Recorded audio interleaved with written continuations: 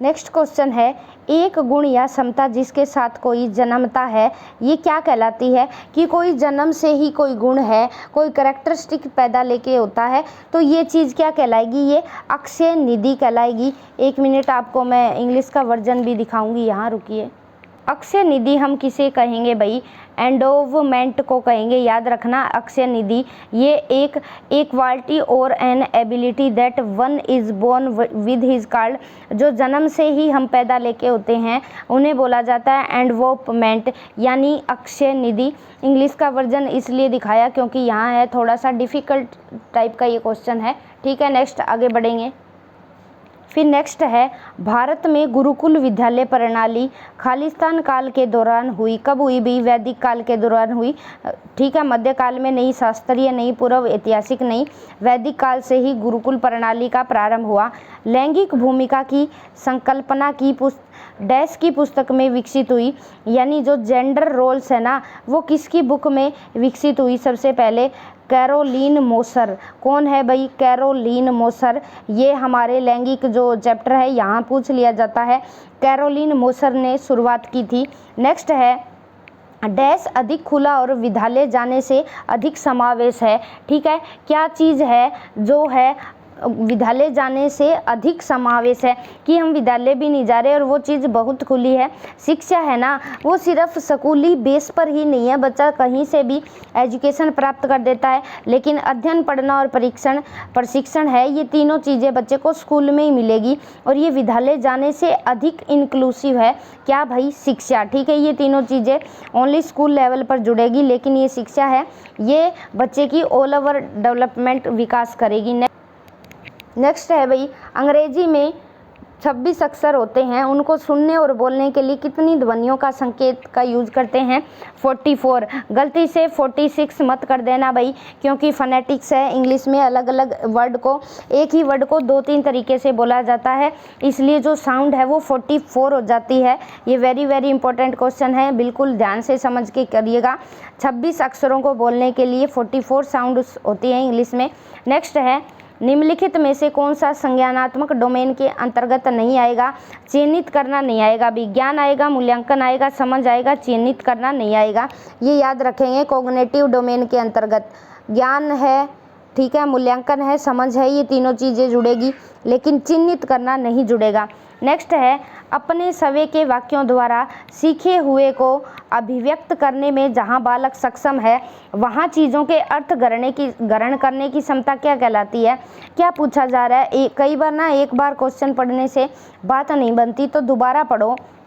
अपने स्वयं के वाक्यों द्वारा सीखे हुए को, यानी खुद ने हमने सेंटेंस सीख रखे हैं, उनको अभिव्यक्त करने में बालक सक्षम है, तो वहाँ चीज़ों के अर्थ ग्रहण करने की क्षमता क्या कहलाती है? कि समझ आ गई, बच्चा उनके शब्दों के अर्थ को इजीली समझ सकता है। ठीक है, अनुप्रयोग नहीं होगा किसी चीज़ को, यहाँ बच्चा यूज करके नहीं देख रहा, विश्लेषण संश्लेषण भी नहीं होगा, समझ विकसित हो गई है, तभी बच्चा क्या है, उन शब्दों का अर्थ ग्रहण कर रहा है।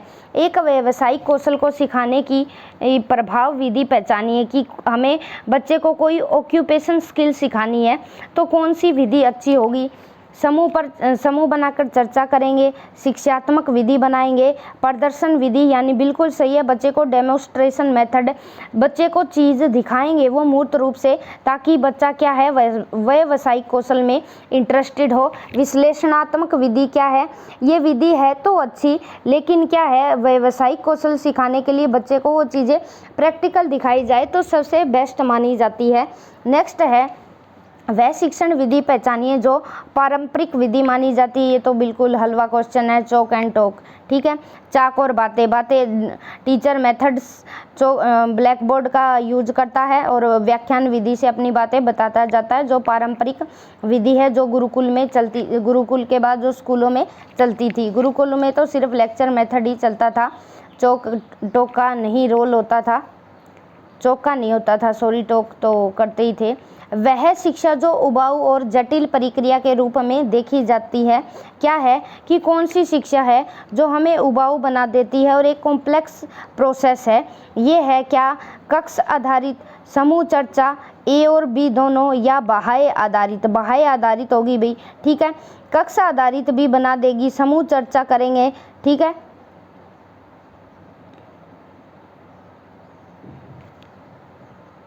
एक मिनट। तो 198 का वह शिक्षा जो उबाऊ और जटिल प्रक्रिया के रूप में देखी जाती है, तो मुझे तो लगता है ये कक्षा आधारित है।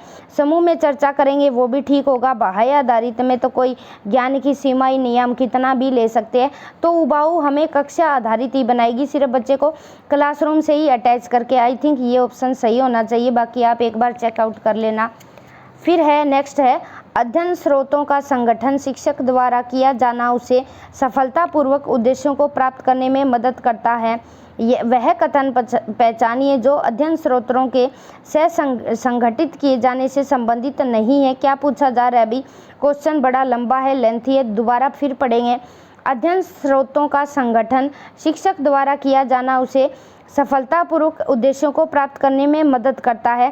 कि जितने भी अध्ययन सोर्सेज है उनका क्या है, शिक्षक सफलतापूर्वक उन्हें प्राप्त करने में मदद करता है। तो क्या चीज़ नहीं जुड़ती? अध्ययन का वातावरण उपलब्ध करना, ये चीज़ भी जुड़ेगी। शिक्षण गतिविधियों का कार्यान्वयन, ये भी जुड़ेगा, ठीक है। अध्ययन स्रोतों का संगठन, अध्ययन वस्तुओं का रूपांकन, तो क्या चीज़ नहीं जुड़ेगी इसमें? एक मिनट चेक कीजिए, दोबारा पढ़ेंगे। शिक्षण गतिविधियों का कार्यान्वयन भी करना पड़ेगा, बिल्कुल। अध्ययन स्रोतों का संगठन करना भी पड़ेगा।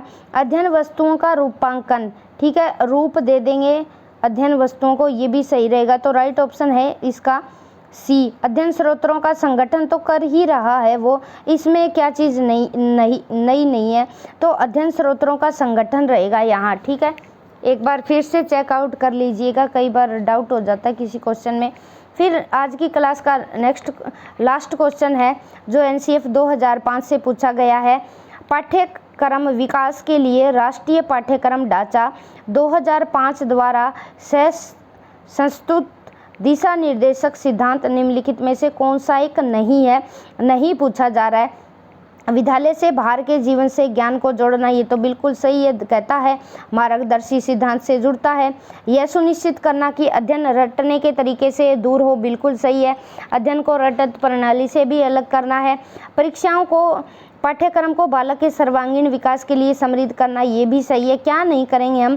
परीक्षाओं को कक्षा जीवन में कम नम्य और एकीकृत बना देना, यानी परीक्षाओं को क्या है, कक्षा के जीवन में कम नम्य बना दी जाएगी और उन्हें एकीकृत कर दिया जाएगा, ये नहीं कहता भी एनसीएफ 2005, बाकी ये तीनों चीज़ें कहता है। तो ये थे कुछ क्वेश्चन, आप ज़रूर देखिएगा, फास्ट रिवीजन है ये। Bye bye, have a nice day guys, take the screen.